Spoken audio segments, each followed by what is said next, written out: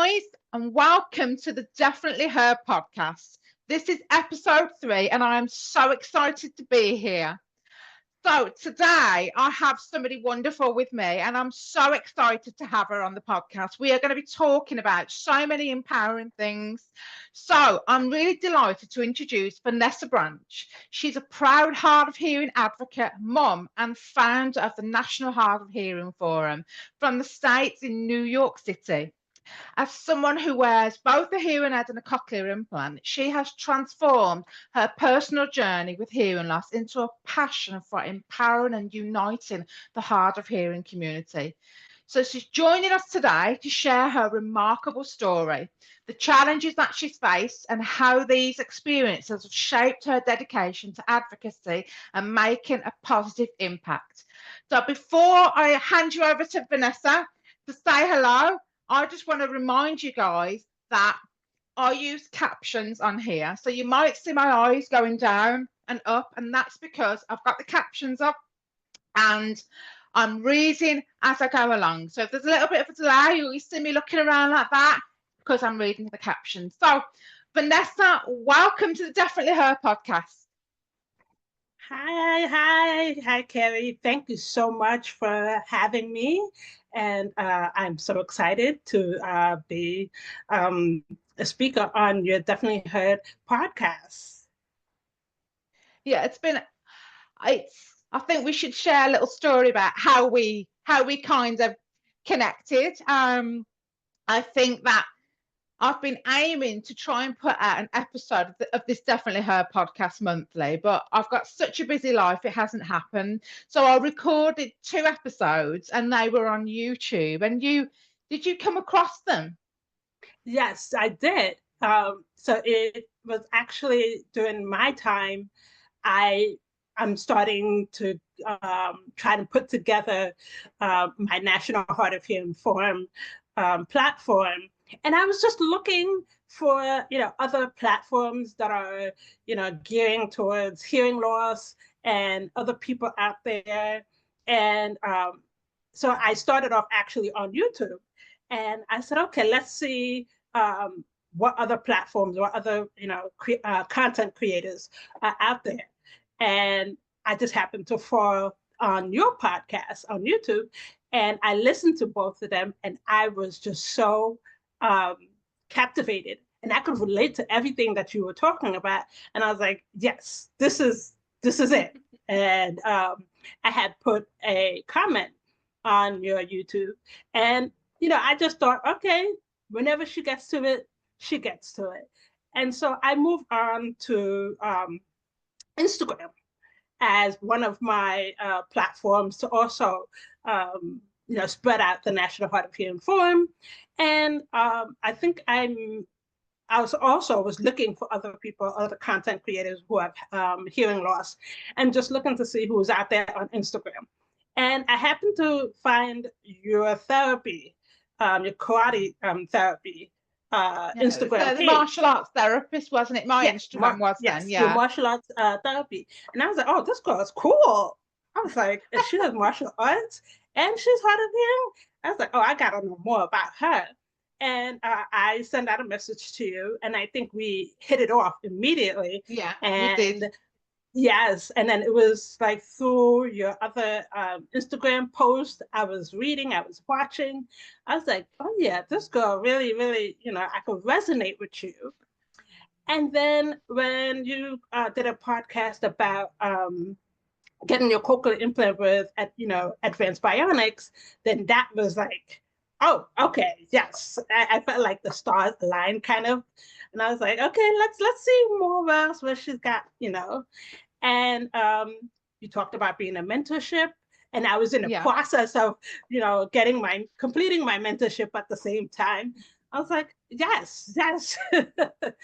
And I reached out to you, I think through a lot of your videos that you had made. I just kept making comments because I was watching it and I was intrigued and I was just really captivated.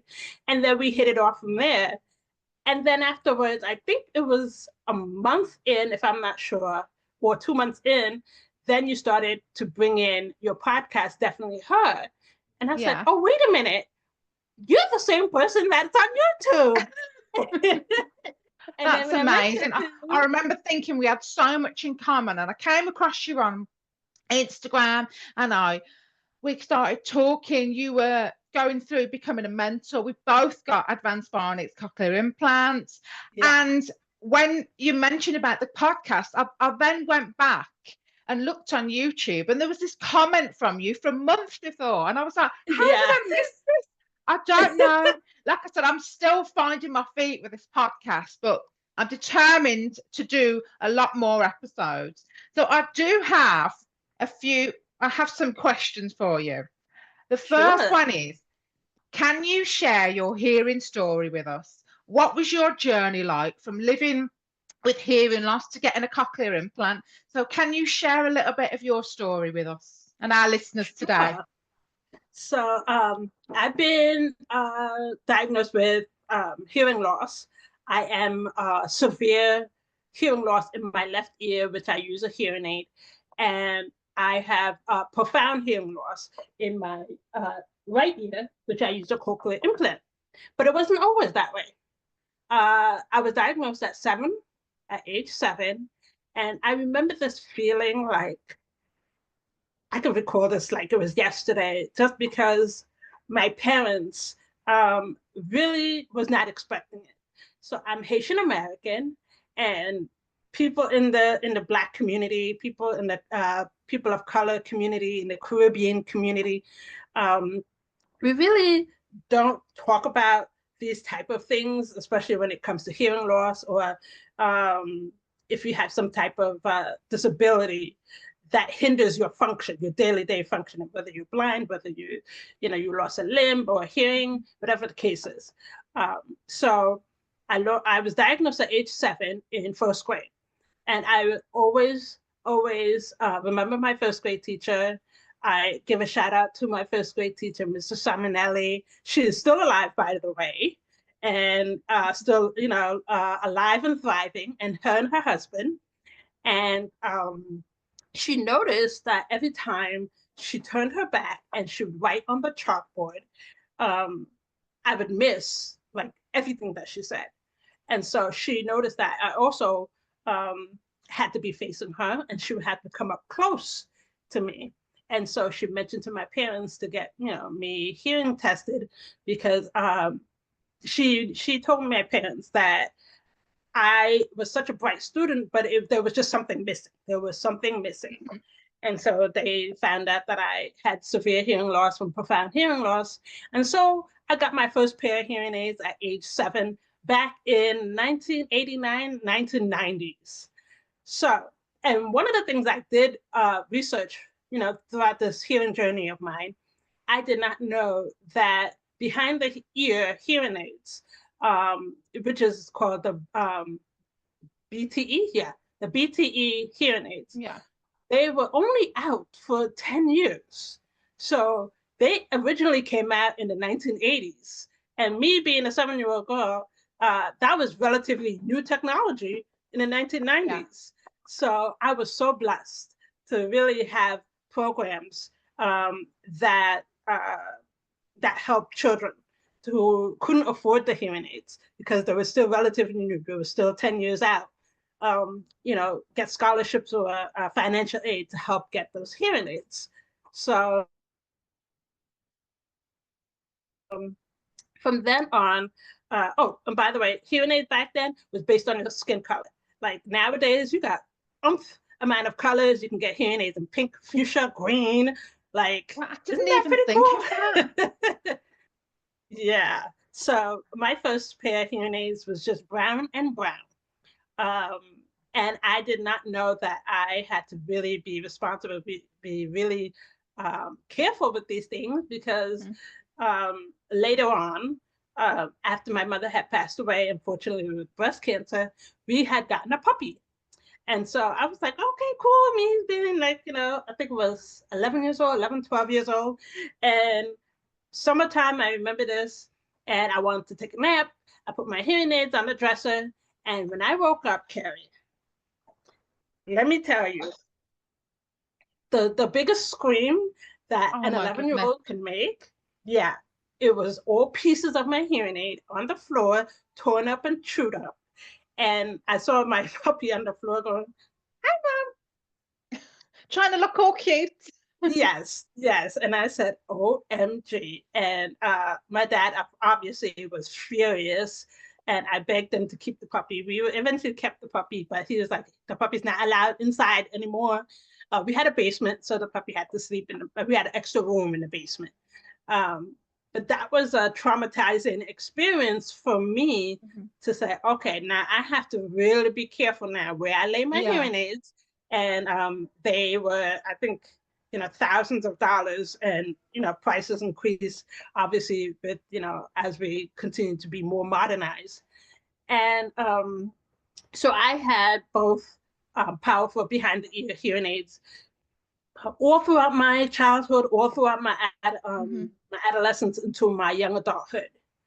And then in college, I had a college roommate who came to me and said, "Oh, by the way, there's this new technology called the cochlear implant." And she was wearing one. And she was like, "Yeah, you're going to have to get, some surgery she explained it to me, to put the magnet inside underneath the flap, and then you wear the piece that I'm wearing now." But by then, I already had, I had several surgeries as far as with my foot, and I was just not interested. To be honest, I was like, I'm not getting a cochlear implant. Nope, surgery. I get no, that. Yeah. So that was, I'm gonna say 20. No, I'm lying. 2000, 2001, 2002. And then life happens. I ended up getting pregnant, I got married, and I had kids. So it wasn't until my youngest son, so he was at an age around, I would say 2015, no, 2017, 2018, where he started to learn how to talk, and he wants to, communicate with mommy and this and that and have conversations with me. But this poor child was like, I had to tell him to repeat himself so many times. It got to the point where he was frustrated. And he said, "You know what, mommy? Never mind. Oh. Don't worry about it." And he walked away from me. And that was such a profound moment for me, because I said, if my child doesn't even want to talk to me anymore, then that's a problem. So I said, you know what? And I remembered my college roommate who talked to me about the cochlear implant. I said, you know what do I have to lose? I started doing my research, and I'm here, and I heard a lot of great things about it, and people who are deaf, who were able to hear sounds again, people who were able to hear the sound they haven't heard in like years. And I said, okay. I was scared, most definitely terrified. It's another surgery. But I said, I am more scared of my son not talking to me and not communicating with me and shutting me out than a surgery that I can heal from. So I made a decision 2018 to get my surgery for the cochlear implant. And the surgery happened in December 13, 2018. And then I got switched on January 2nd, 2019. And the rest is history. Yeah. And it was so interesting when I got switched on. Everybody sounded like a robot. And I did read and I did research that people would hear the initial voices. It would sound funny. People would hear sometimes voices would sound like Mickey Mouse or a robot. Mine sounded like CP3O from Star Wars. So I was, so I was like, okay. Well, and they said, don't worry, it's not gonna last that long. Eventually, when your brain acclimates, everybody's voices all of a sudden will start to turn and sound normal. And so I wanted to ask you, was that something that you went through as far as hearing, the people's voices in the beginning sounding weird and then it eventually normalized? Yeah, it definitely does. It sounds like something that really stands out to me there, what you've shared. It was your son saying, never mind, and you worried about that communication and connection between you, that Yeah. like caused you to take another look at it. Let's consider this. So what was your son's reaction when you had that switch on and sounds were starting to become more normal? How did he react to that? Oh, he was just so excited. I noticed the difference in when he turned. He said, "Oh, okay, you can hear me." And I said, "Yeah, I would like to hear what you said. I would like you to talk to me. Tell me about your day from school and what was that like?" And I opened up a chatterbox. Beautiful. Yeah, Absolutely. yeah, Tell me about your day. I'll share something funny with you. You've just reminded me of. I have, and my children are quite grown up, and one of my daughters, she she said it's so strange you being able to hear me without looking at me. They keep tapping me still, mum, mum, because they're so used to that. And then the one day my daughter said to me, I can't mutter under my breath now. You're going to hear me. I went, oh, right. Is that what you've been doing? And I always find that really funny. Sometimes yeah, when I'm mentoring others who are going through the cochlear implant process with advanced bionics, I will share funny things like that. People yeah, can relate. If you've got teenagers, you've got children. I do yeah. have some other questions for you. So, what inspired you to turn your personal journey with hearing loss into a mission to empower others and unite the hard of hearing community? It wasn't easy.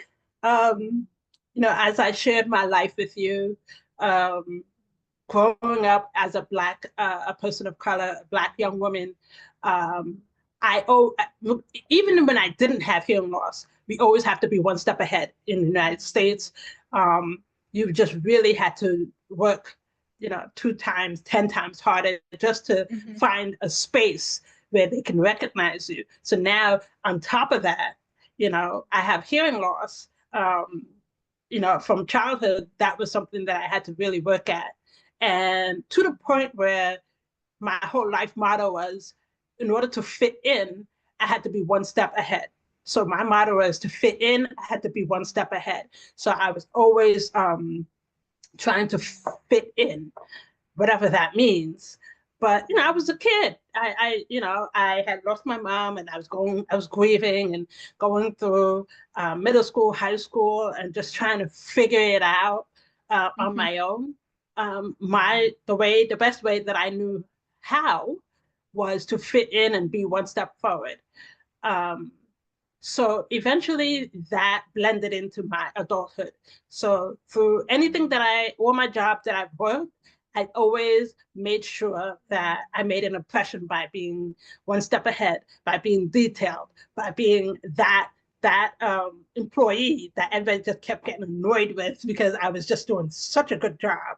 But nobody understood that it was so exhausting, because Yeah. not only are you trying to be one step ahead, you also have to multitask by making sure that you hear everybody accurately, that you are able to engage with everybody, and that you're not missing out on Yeah. the important things that can help you to continue to function, that can help you to continue to do your job.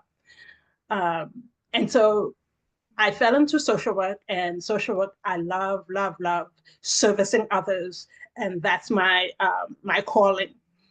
But I forgot. Not, I shouldn't say that.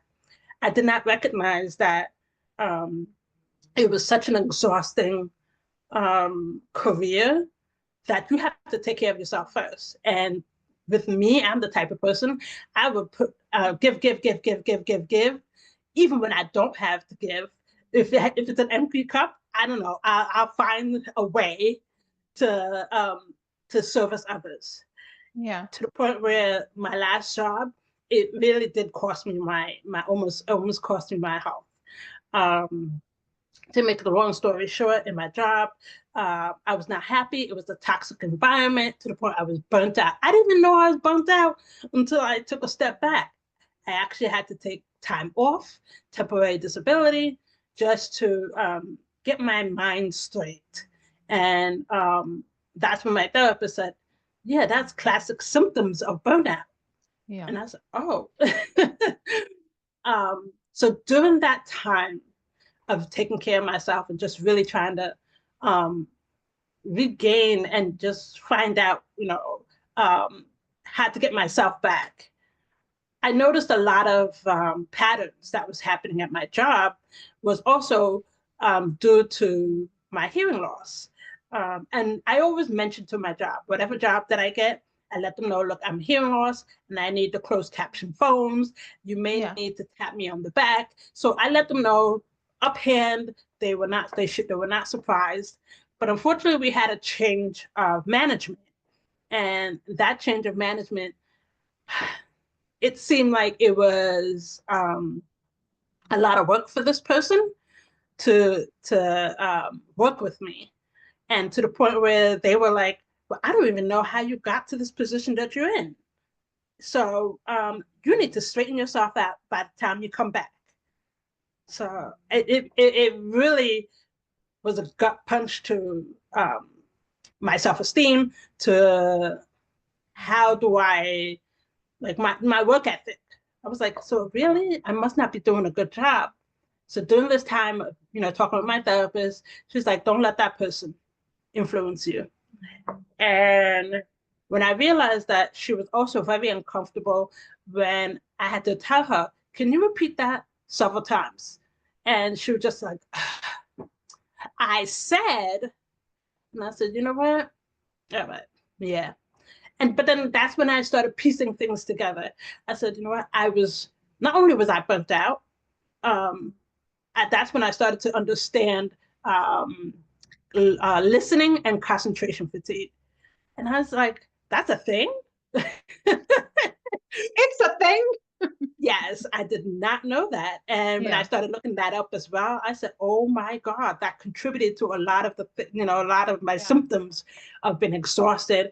It was to the point I could not even formulate a sentence. If you asked me what color M&Ms I wanted while I was at work, I could not give you a definitive answer. It was either red or blue, and I couldn't.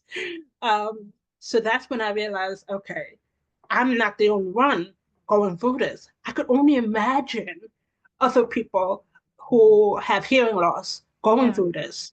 And so during my time, when I was on temporary disability, that's when I said, you know what, I want to create a space for others who have hearing loss, who are going through the same thing, people of color. I mean, when I started wearing my cochlear implant out like this, I had so many people of color in New York City coming up to me, asking me, that is so cool. Where did you get that? My brother, is hard of hearing, and they were hearing it, but it's not working for him. And so I wanted to be that person to be able to give that information, be a safe space, and for people of color. And that's when I said, okay, this is what I'm going to do. And I birthed the National Hard of Hearing Forum, and here we are today. And I also wanted to make it, and I purposely did it, the National Hard of Hearing Forum. Now, we might get hate for this, but I have no issues with the deaf community. The deaf community is actually what inspired me to put this National Hard of Hearing Forum,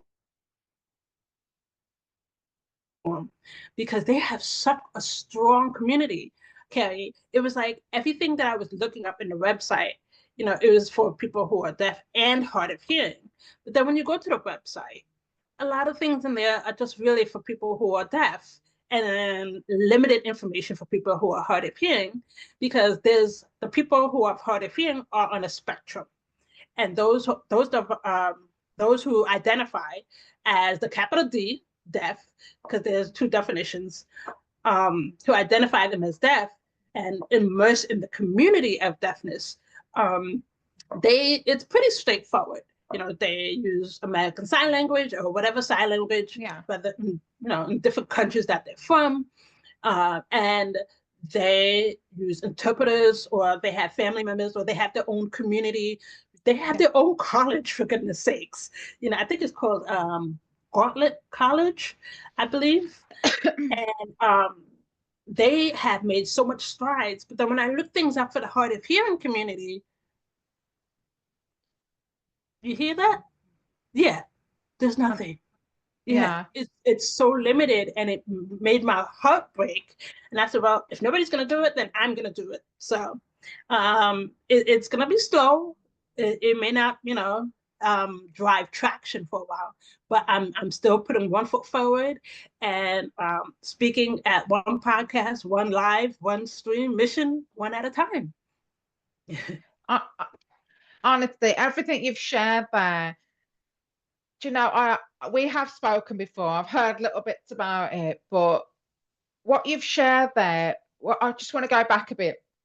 You spoke about, really having to constantly be one step ahead. To like it's almost like you're trying to prove like I deserve to be here. I don't have the same hearing as you, but I deserve to be here. And you know what? I Right. found myself doing that. And I've actually kind of turned into a bit of a people pleaser, a yes person, just wanting to Oh help yeah. others. And exactly what you said, you're Yes. burning out because you're Yeah. giving your energy to it takes so much energy just to be able to listen, to read lips, to watch people's body language, to know when Yes. they've stopped talking so you can start to. It's just so Yes. tiring. And Yeah. you said about listening fatigue. I know it's a thing now, but back then I didn't like you. Yeah. Yeah. And then especially, I was thinking, I can only imagine my 15-year-old self grieving when my mother passed. And then I had to deal with schooling.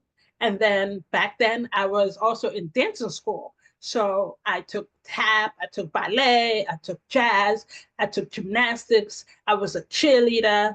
Um, I was in a lot of things just to keep Wow. myself busy, but it was challenging to manage all those things, but also Yeah. keep up with the conversations that came in.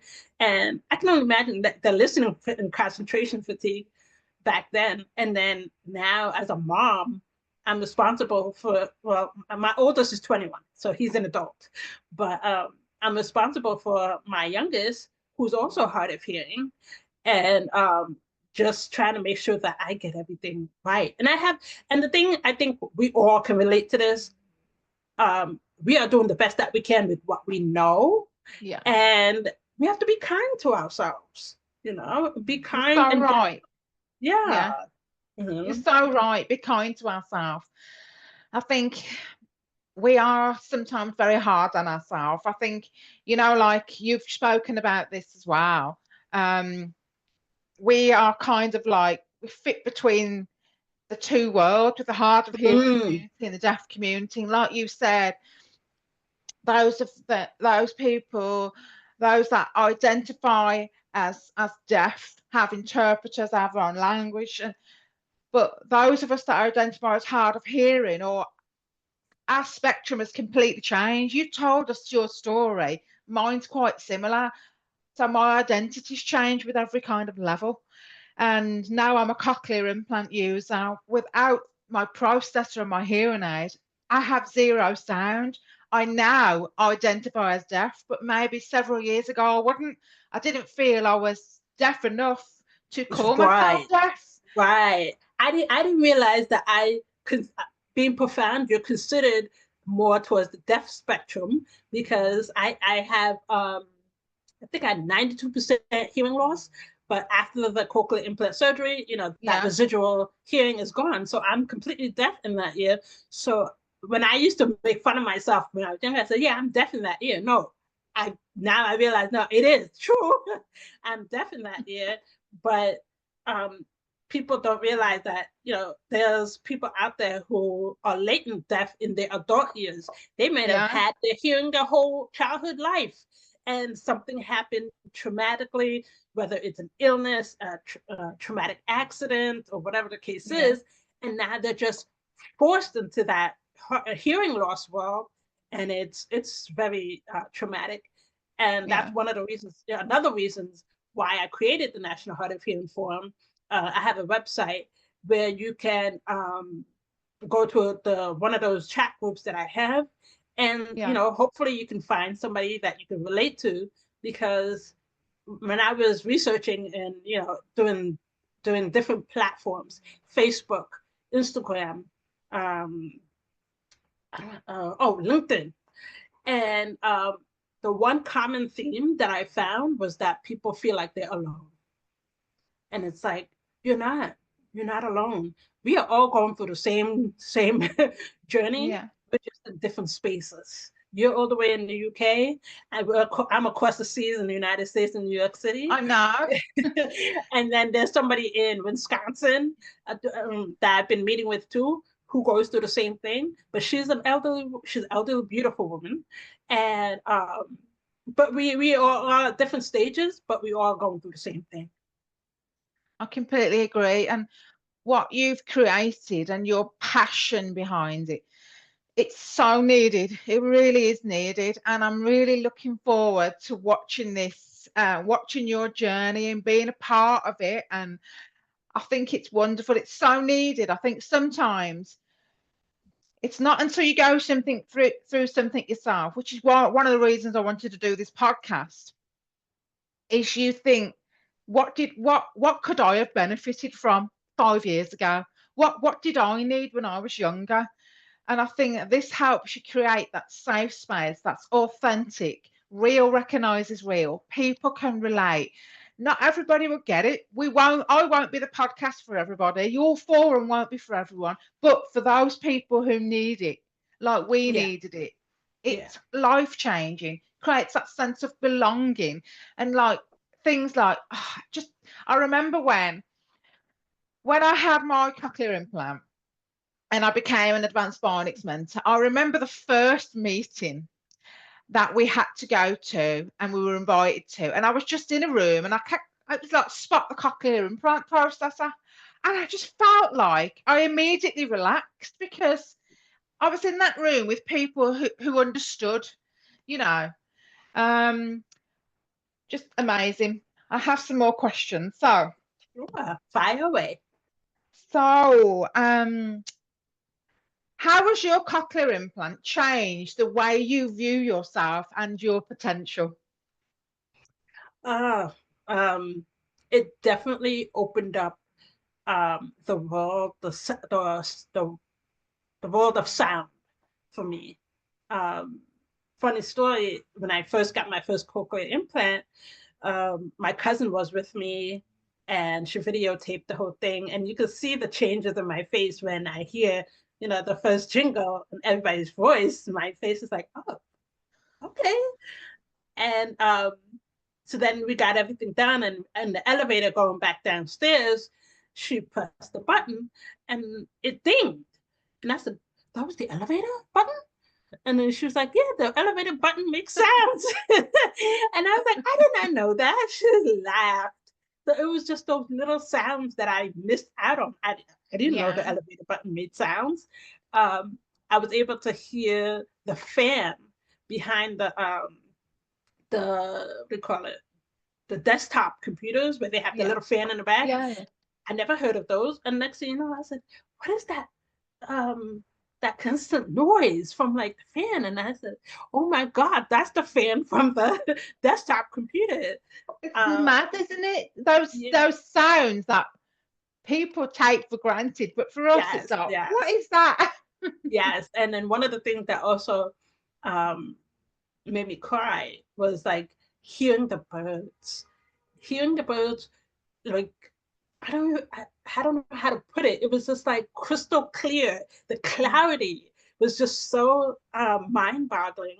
And I just sat there. I remember in Central Park, and I just sat there just listening to the whistle and the chirping of the birds, and it just put a smile and tears to my eyes.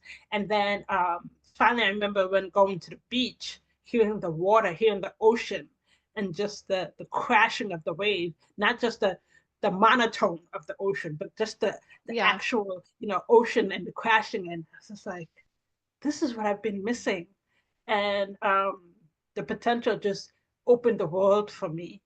And beautiful. to be able now also to use the phone with more confidence. Uh, Now, tell me, I know the phone was a big kicker for you. because everybody that I've talked to was like, yeah, I don't like talking on the phone. But as soon as as they got the cochlear implant, it was a game changer, and talking on the phone was so much easier. You Yeah. didn't have to um, you didn't have to use that so much energy to hear the other person on the other line.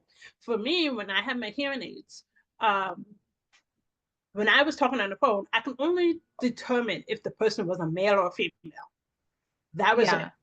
So I couldn't hear the accents. I couldn't hear the different, tone of Yeah. I know exactly what you mean. Yeah. the female voices. But um, when I got the cochlear implant, and then I started listening, I said, "Oh, you got an accent." And I said, "Yeah, yeah." I was like, "I can hear your accent." And me pointing that out, people really started to notice. I'm able to hear. Um, I'm able to hear people behind me, which was a big thing too. And A getting the massive cochlear thing. implant also was a safety.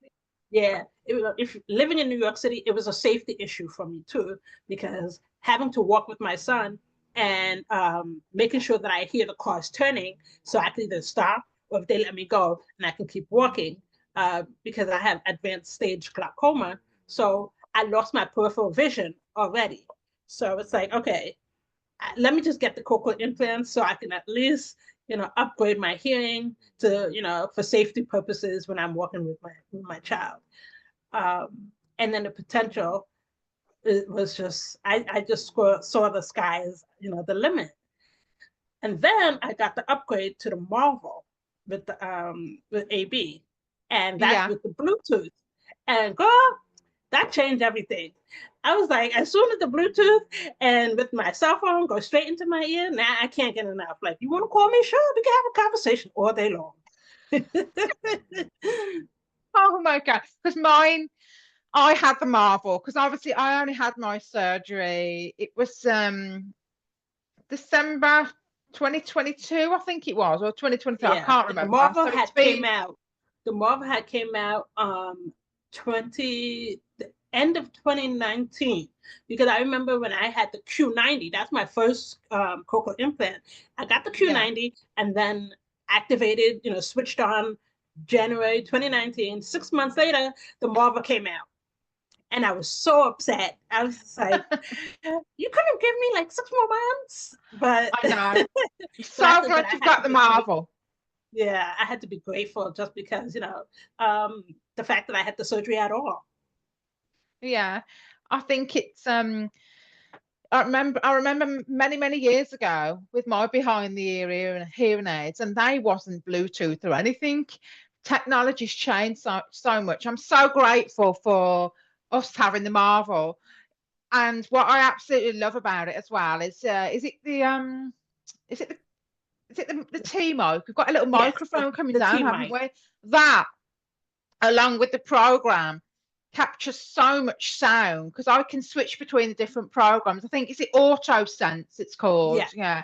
yes. Really grateful for this. The fact that we can control it on our iPhone and when I'm at the gym, because I've got this headset which I like to use for calls and Uh-huh. recording the podcast, but at the gym I've got some over the head earphones and it works so well with that. I never ever thought I'd be able to wear anything like that with the cochlear implant. So Yeah. honestly, technology is amazing. I do not regret having Yes. Yes. my implant or choosing advanced bionics. Let me just have a look at my questions. Mhm. Um, so, what advice would you give someone who's struggling to embrace their hearing loss and who is struggling maybe with their identity? Oh, that's a good question. That's something that comes with experience, that comes with um, finding out who you are, your self-confidence and your self-esteem. Mhm. Um, Struggling with hearing loss in itself is something that we all go through. Yeah. I feel like it's a phase that we all have gone through, because it's like, who are we if we're not able to hear everybody? And then the next thing we know, we isolate ourselves, and then we kind of, nah, it's okay, because we don't want to embarrass ourselves, or, people get annoyed with us from having us, to tell them to repeat themselves. So if my advice for those who are, struggling with hearing loss, um, take a minute, take a moment to be kind. And I will always, always, always, that's the first thing, be kind to yourself. And just know that you are doing the best that you can with what you know. Um, because you will go down into a spiral if you just keep kind of feeding those negative thoughts. It's all about really changing that thought pattern that I'm okay, I'm good, and I am doing the best that I can. And once you're able to accept that and say, okay, you know what? Yeah, I'm not too bad myself. Yeah, you know what? Okay, I all love that. right. Because then the world opens up for you. Then you say, okay, you know what? Yes, I am hard of hearing. Yes, I have hearing loss, but it's not the end of the world. And it's not the end of the world for everybody else, because we're going to still conquer it. We're still going to conquer the world. We're still going to accomplish things, and we're still going to make amazing, um, amazing experiences for others to be like, wow, if she can do it, then you know what? I can do it. So be kind to yourself, definitely, because that's I what love that. that's ultimately where it starts with yourself, and then everything else just falls into place. Wow, that was beautiful. Honestly, you're so right. And I hope that, whoever watches this episode takes a lot from that, because, I wish 10 years ago I was able to say that to myself and have that self-compassion and, that self-love and that confidence and identity. I feel like Yeah, even me speaking about my story, you sharing yours, I don't think I'd have been able to do this many, many years ago. So yeah, it will come for you. You know what I mean? To those that are listening, yeah. be kind to yourself. It's so important. Yes, and I know a lot of people wish that they, were as confident, especially me, as confident as they were now back then. But then if we were back then, we wouldn't be the person that we are now. So I it's agree. like, Yeah. um, we had to go through those experiences. We had to go through those negative feelings to and able to be like, okay, you know what? Yes, yes, I am hard of hearing. I do have hearing loss, but you know what? I'm so much more than that, and that makes us a better adult when we're older, more productive member of society, beautiful members of society, especially you, Carrie. And you know what? There's a reason I asked you this question, because I remember when we were just talking, having our chats, and I remember you made me feel so, what's the word I'm looking for? Every time I spoke to you, I felt like I come off the call just so happier, so much lighter. You were so inspiring, so positive, and the way you talked about things. So I'm really glad I asked you that question, because we people who have hearing loss, they really need to hear that. You know what I mean? Because Yeah, some of your story, what you shared earlier about what you went through at work, that really hit me. you know, the way you were made to feel so small, and all the other challenges that you've been through, and the fact that you can have that mindset today, it's so powerful. And I think it's one more question. So I'm really looking forward to hearing about how, you know, not to give out too many secrets or anything like that, but, you know, what's the future for the National Hard of Hearing Forum? What are you going to be focusing on? Over the next, would you be able to share something that you're up to, or you're going to be doing? sure. So the National Hard of Hearing, we have a website um, that has so many different departments and components to it. When I say I want people who have hard of hearing, whatever spectrum that they're in, whatever devices that they're using, and especially those who use Bahas, bone anchored hearing aids, which is so underrated, so undervalued. Um, there is a whole section for them. And so as I was learning more about, bone anchored hearing aids and, the type of hearing loss they are made for, I was like, you know what, we got to bring all types of people under the hard of hearing spectrum, in this. So the National Hard of Hearing Forum is a forum. It's a chat where you can, look for somebody who has the same, hearing loss as you. I have a chat for those who are going through surgery for cochlear implant. For those people who wear hearing aids, there's a chat for that. There's a chat for parents with children who have hearing loss, and that is another story in itself. Yeah. Where my son, just recently, I want to say about 6-7 months ago, he was diagnosed with moderate hearing loss. And that is just, it's a shock only because my oldest does not have hard of hearing issues. He's perfectly normal, has normal hearing. But then when it came to my son, he really had moderate hearing loss to where he was eligible for a hearing aid. So, and that was another thing that helped me keep the National Hard of Hearing opening up for parents and children, because he was a little nervous when I told him, yeah, you're gonna have to have some, get tested and Yeah. might wear some a hearing aid. And he was like, nope, nope, nope, I don't want it, I don't want it, I don't want it. And I said, oh. And he was like, no offense, mom, but I don't want to look like you. And I said, mm. So I said, why? Why do you feel that way? I was not upset, but I just wanted to understand. He was just like, because my friends, they're gonna make fun of me, and it's just, it's weird. And I said, I get it. Yeah, it's weird. Look, mom has a hole in the side of her head shaved with this contraption around her her ear. Yeah, it is weird. I said, but you know what? Everybody still loves me no matter what. I said, and those people who don't love you for your differences, they don't mean anything. I said, because they are going to end up at the bottom of the pool. I said, and you're going to be on top. And so I had to teach him how to be more confident and just teach him how to, when the kids, unfortunately, kids can be cruel nowadays. Yeah. But not all of them, you know.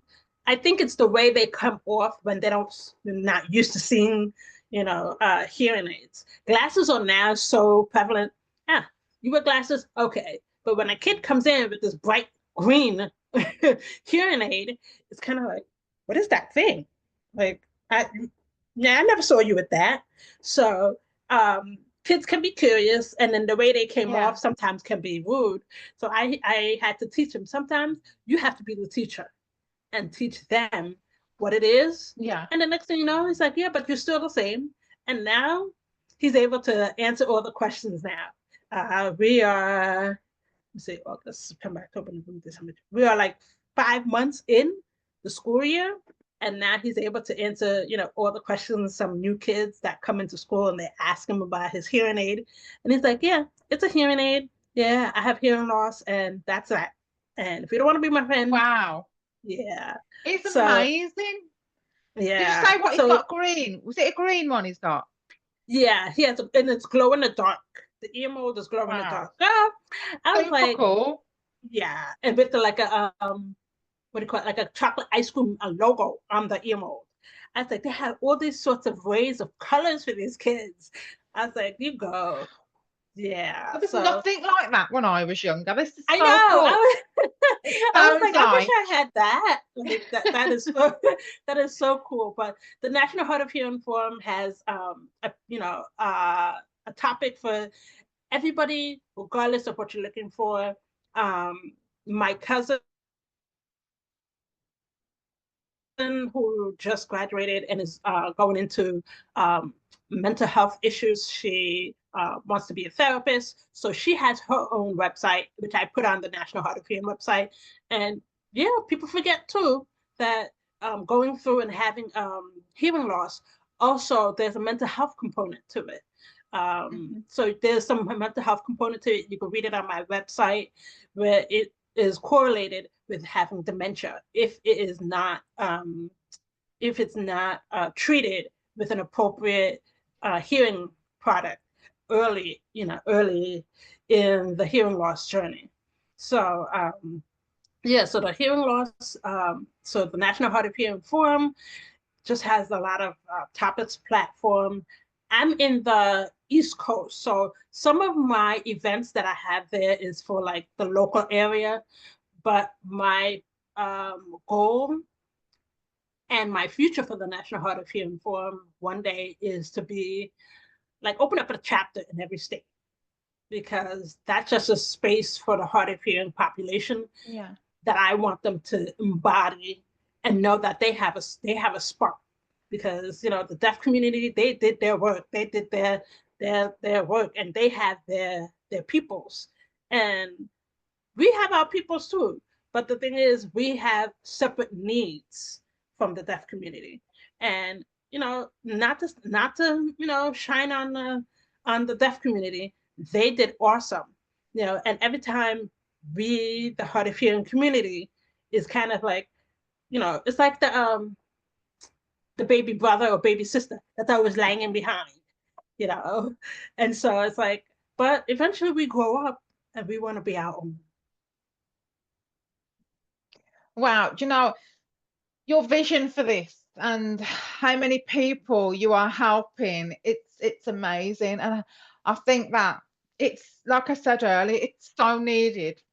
Yes, It really is needed. What I'm going to do on this episode, it will be uploaded. Obviously, it's going to be on YouTube. I will put a link to your website underneath it. You can pin it, so whoever watches this can, find your website. It's been incredible. We've had some incredible conversations today. yes, Is there definitely. anything you would like to share with our listeners today? Anything at all? Anything else? So on my National Hard of Hearing Forum Instagram page, I also do weekly live sessions called the Listening Lounge. It is just basically a casual 45-minute live session on Instagram, and I talk about all things hearing loss related, anything that anybody wants to talk about, but everything and anything is hearing loss related, just so the people out there who are of normal hearing, they can also feel included in this. It's not Yeah. just for people who have hearing loss, but people who have normal hearing, so you can get information on how to engage with those people or family in your life, friends or family who have hearing loss. Um, I also have a ebook that I did called Overcoming Listening and Concentration Fatigue. So this book, the link is in my bio, um, On in my Instagram. in my Instagram Okay. page, Yeah. right? And so it's a cute little book. I think it's like 10 pages, just highlighting listening and concentration fatigue and different steps that you can take to really manage it. And there's like a worksheet that you can do definitely, and how you can transform it and really transform it into your life to really manage listening and concentration fatigue. Because whether you like it or not, once you have hearing loss, it's you're gonna have it one way or another, but managing it is what really helps us to function day to day. So yeah, so the Listening Lounge comes on every Friday at 1:15 p.m. Eastern Time. And you can check out my ebook, Overcoming the Listening Concentration Fatigue. The link is in my bio, in my Instagram page, and more things to come. And if you have any new ideas, topics, suggestions, feel free, comment, DM me. I am open so that you guys can talk about what you want and how to make and bring the hard of hearing community together, because you are not alone. Wow. Amazing. So guys, please download that ebook. It sounds incredible. I have actually downloaded it myself and it's really helpful. It's got lots of tips. And so the Instagram, it's in the Instagram bio, isn't it? Yeah. Yes. Please check out the website and please message Vanessa any questions you have. Please check out her Instagram lives. It's been wonderful talking to you tonight. And I definitely think with some of the things you said tonight, there's going to be another podcast. I would love to hear more about some of the things that you've touched on tonight. So thank you so much. And thank you so much, everybody, for tuning in and listening to the Definitely Her podcast, episode 3 with the amazing Vanessa Branch. You guys take care and we'll speak to you soon. Bye.